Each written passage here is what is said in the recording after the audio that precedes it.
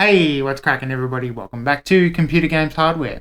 Today on the channel, we're going to check out some of the cool new stuff that's coming in 2025 and pepper in a few things that are already available but are coming more common and cheaper as well. So let's get stuck into it. The first thing I want to talk about is USB 4 cables, docks, hubs and stations, charging stations, all that good stuff.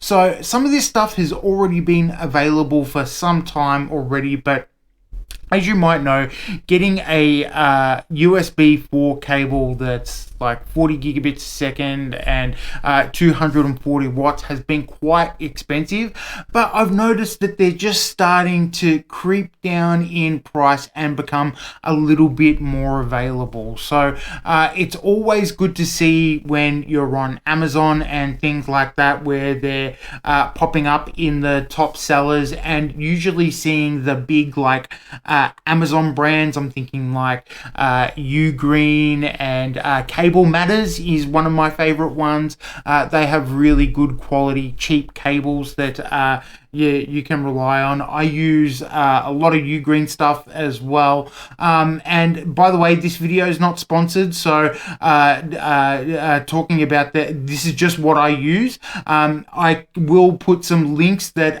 Amazon affiliate links, so I get a kickback if you use them. So please do that if you want to, but please know this isn't a sponsored video. So that they're becoming more common, and if you're like me and you've got a shiny new motherboard with USB 4 capabilities or even Thunderbolt capabilities, you'll be able to use these new cables and docks. They've got some really cool like USB 4 cable extensions.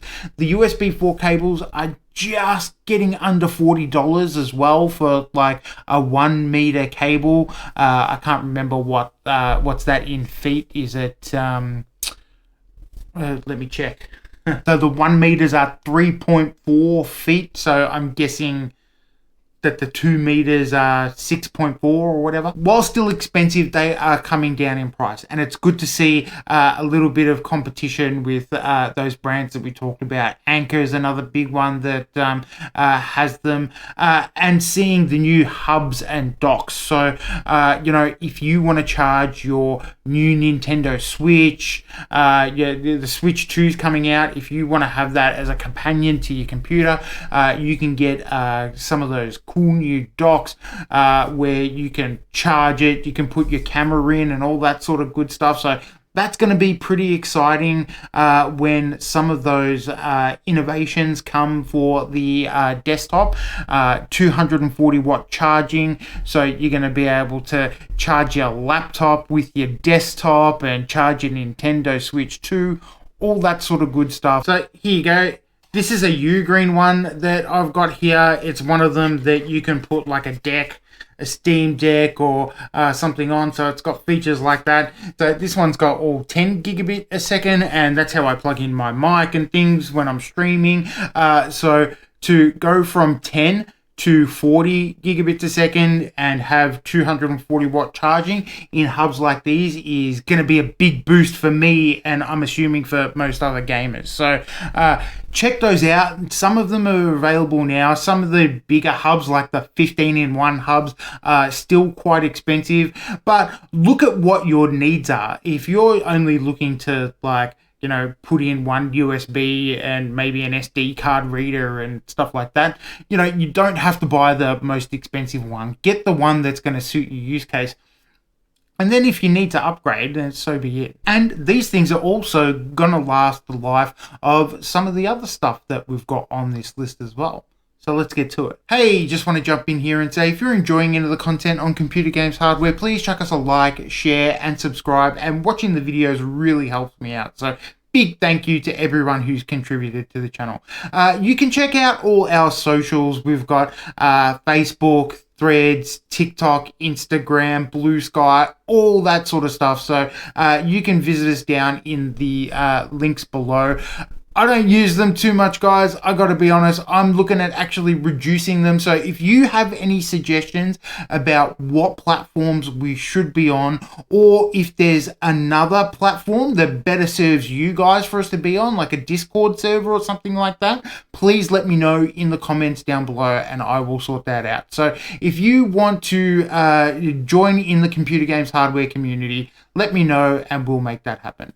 Thanks for watching, everybody. Now, we don't usually talk about this stuff on computer games hardware because it's sort of adjacent to our desktop x86 hardware, but we're talking AMD Strix Point AI 3000 and 3000M APUs and laptops. These ultra thin, AI Copilot gaming laptops that are taking over the world at the moment. It's fast becoming one of the best ways to game and game on the go, particularly with all the options you've got if you're streaming and using OBS or content creating, and you're also a gamer.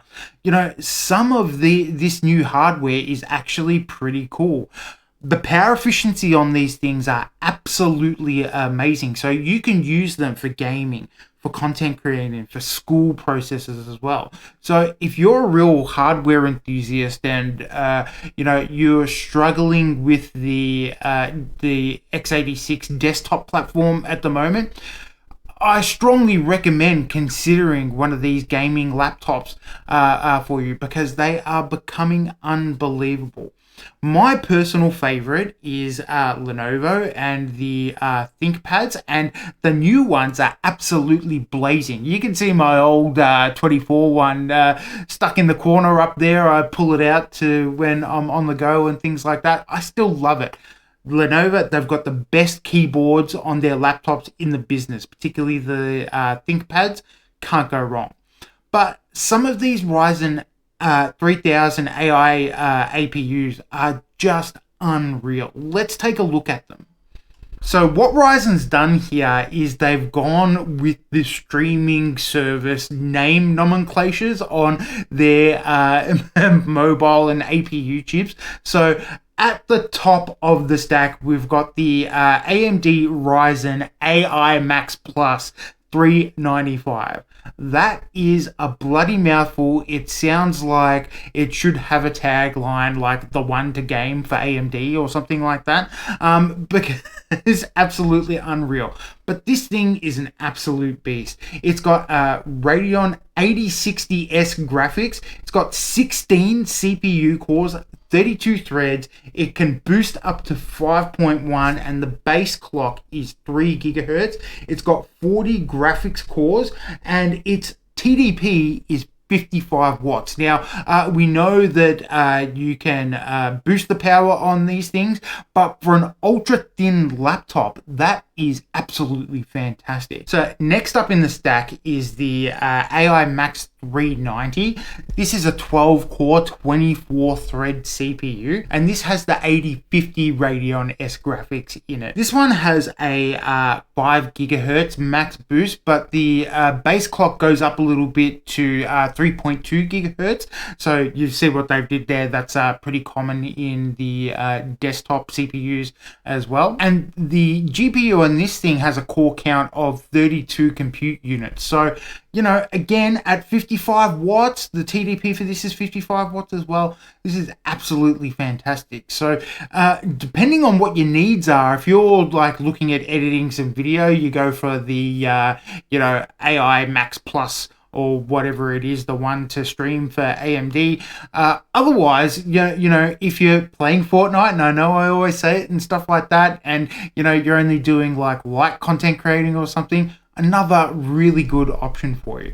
Now, at the bottom of the stack, we've got the AI Max 385. I find it really funny that AMD have, in the graphics cards, have parroted NVIDIA with the 9070 and the the 8060S for the mobile GPUs and stuff like that, and then they've named their CPUs closer to Intel's Core Ultra naming series with the 385 Max AI Plus. It's just It's really weird to me. Anyway, all right, so the bottom of the stack has an 8-core and 16-thread CPU, and this also has the 8050S graphics card. So you get the same core count as well. It's 32 compute units in this CPU as well, but it's an 8-core processor. So, you know, if you're looking for a baseline, which I reckon, you know, in this range is not bad for most people anyway,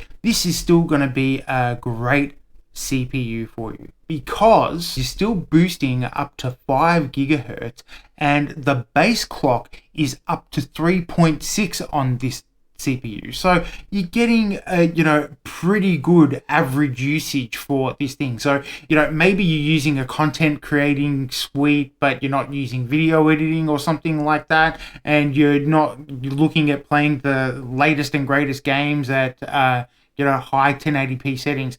This baby might be for you. This is a very, very good budget option for you. So I've been really impressed with these things. And remember, these are all at 55 watts. So if you're looking at a brand new laptop, something like that, you can check out on AMD's website. They've got all their vendors and stuff. So I think all the you know, all the big brands have it, like Lenovo, Acer, Asus, all that. So you can go check them out. I'll link a couple in the description below. All right, guys.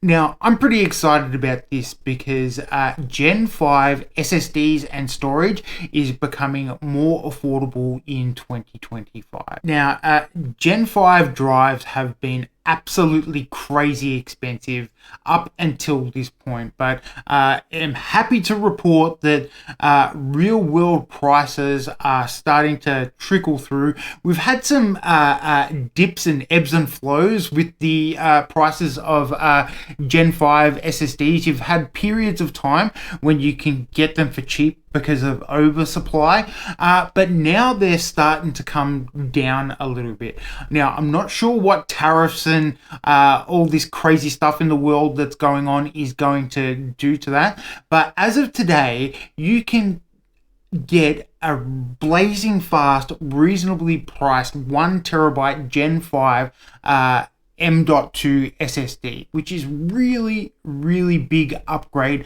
for most people that they don't think about. Now, I'll be honest, I went big on the Gen 4 drive, so I've got one of those Sabrent Rocket drive, the Ultra one, so I'm using that at the moment, still blazing fast. But man, have I been eyeing off a blazing fast Gen 5 SSD, because Gen 5 basically doubles, and the write speed is like 9,500 megabytes a second and the read speeds are like 1,100 megabits per second. So these things are blazing fast and they make a big long-term upgrade to your rig. That's the way to go in my opinion. Upgrade your boot drive without overspending. A really good thing about these things too is the newer versions have become a ton cooler, so they don't have these massive heat sinks on them anymore. There was issues where the motherboard cooling trap, you'd have to take them off and use the branding, which a lot of people didn't like because they were these big chunky heat sinks and things like that. That's not the case anymore. So if that's what you were worried about, look into the new ones that have got more heat efficient as well. And you can get them for reasonable prices. So that's a big plus for me. And last but not least, let's talk about some computer games hardware, because that's what we do around here. NVIDIA's 50 series refresh looks like it's coming sooner than later, and boy, do NVIDIA really fucking need this, because it has been a disaster, the launch of the 50 series, the crashing issues, the performance issues. It has been endless. The fake frames drama that NVIDIA have endured lately, and you know what? It's fair.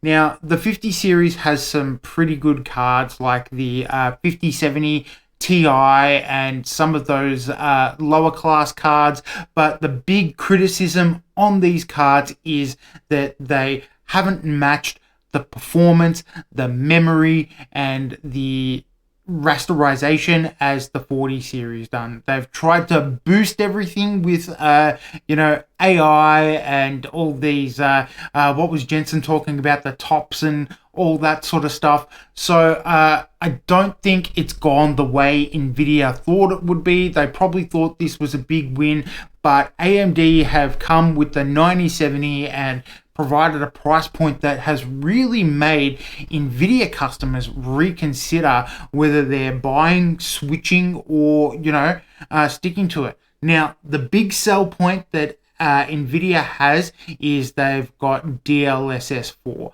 which blows the competition way out of the water. I am looking forward to NVIDIA's super refresh. That's the rumor mill. We did a video when we looked at the 5080, and I said that I want a 5080, but not the one that's launching today. I was assuming that they would do a TI model for the 5080 because they had the 5070 Ti. So it looks like they're going to be doing the 5070 Ti Super, the 5080 Super, and doing the refresh one there. Not sure that's the right way to go. I would have gone with the consistency of the Ti, but the big question is, are NVIDIA going to provide enough memory on these cards? They need to bump up the memory significantly. The stagnation on this generation of GPUs is hurting the market a little bit. They're not flying off the shelves as they'd wanted, and they're still expensive. So that's going to be another consideration for NVIDIA. What are they going to do about the price? Now, you guys know here on Computer Games Hardware, I'm always a big advocate for price to performance and having reasonable prices. But let's be honest, I don't think that's going to happen this time around. I think they're going to say, here you go, guys. This is what you wanted. Here's all the VRAM that you wanted. Here's 20 gig. Here's 24 gigs of VRAM. But you're gonna have to pay for it. They're probably gonna bump up the frequency a little bit just to even out the stack and make it sort of make sense. But the big thing is gonna be how much VRAM these cards have. And I reckon for GDDR7, you're going to have to pay for it. So don't expect that to be cheap, but it will probably be welcome for some gamers who just want to play some of the newest games that are coming out. And there's a whole bunch of big titles coming out, and people are going to want to see this at max settings for 8K and just go nuts. So I think NVIDIA have actually pulled the right move here. There's gonna be some people wanting to upgrade their current 50 series card to the new super cards, because I know that's how some NVIDIA boys work. But it's gonna be really interesting to see if there is a reasonably priced super 5080 Super with the necessary VRAM in it. I will strongly consider switching over to NVIDIA. You can check out the 50 series video we did there in whichever quarter it pops up in. It's a good one, so I hope you enjoy it. So that's some of the stuff that I'm looking at and excited about in 2025. Stick around on Computer Games Hardware. Maybe we'll do some games that we're looking forward to. We used to do a monthly gaming release date video. Let me know if you want me to do those again. We also used to do driver updates for AMD cards. If you're still interested in those, please let me know. I stopped doing them because I use them as opportunities to learn how to make computer games hardware and develop the channel. So if you're still interested in those sort of videos, let me know. We might not do them every month. We might do infrequent videos or catch up on how the drivers have been. Let me know what kind of content you want, and I'll make it for you guys. Anyway, that's going to do it for this one. Let me know what kind of tech that you're looking at, or if there's any tech that you want me to cover here on the channel, and I can do that for you as well. I've had a really good time making this one, guys. I hope you've had a good time watching it, and I will see you guys in the next one. Thanks for watching. See you next time.